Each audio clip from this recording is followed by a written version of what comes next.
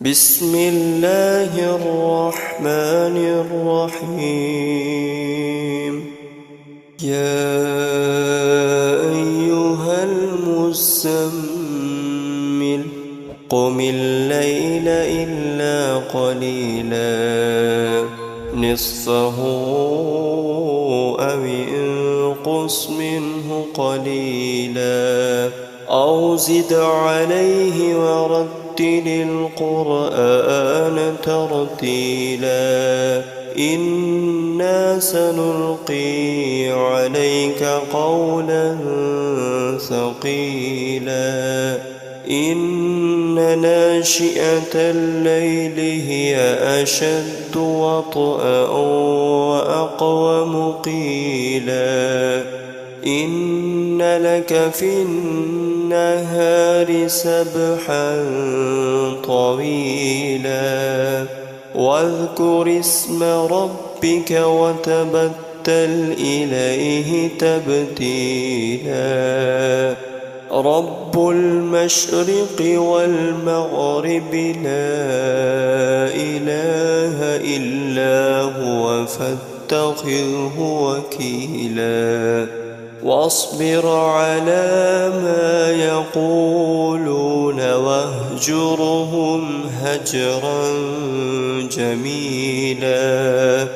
وذرني والمكذبين أولي النعمة ومهلهم قليلا إن لدينا أنكالا وجحيما وطعاما ذا غصة وعذابا أليما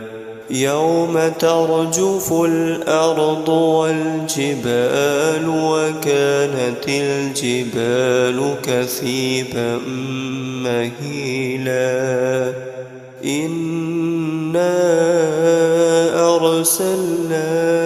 إليكم رسولا شاهدا عليكم كما أرسلنا إلى فرعون رسولا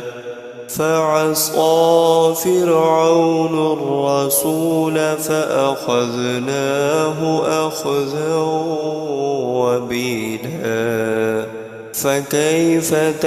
تتقون إن كفرتم يوما يجعل الولدان شيبا السماء منفطر به كان وعده مفعولا إن هذه تذكرة فمن شاء اتخذ إلى ربه سبيلا إن ربك يعلم أنك تقوم أدنى من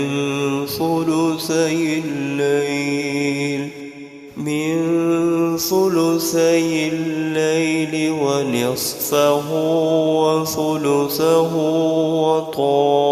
وطائفة من الذين معك والله يقدر الليل والنهار علم أن لن تحصوه فتاب عليكم فاقرؤوا ما تيسر من القرآن علم أن سيكون منكم مرضى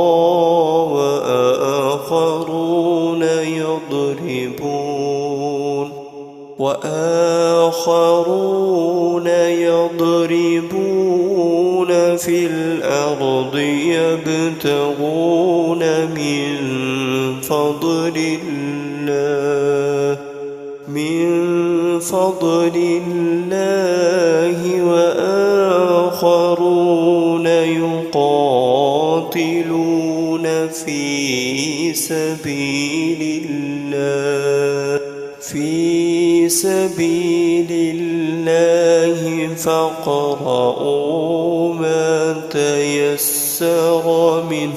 فاقرؤوا ما تيسر منه وأقيموا الصلاة وآتوا الزكاة وأقرضوا الله قرضا حسنا وما تقدموا لأنفسكم من خير تجدوه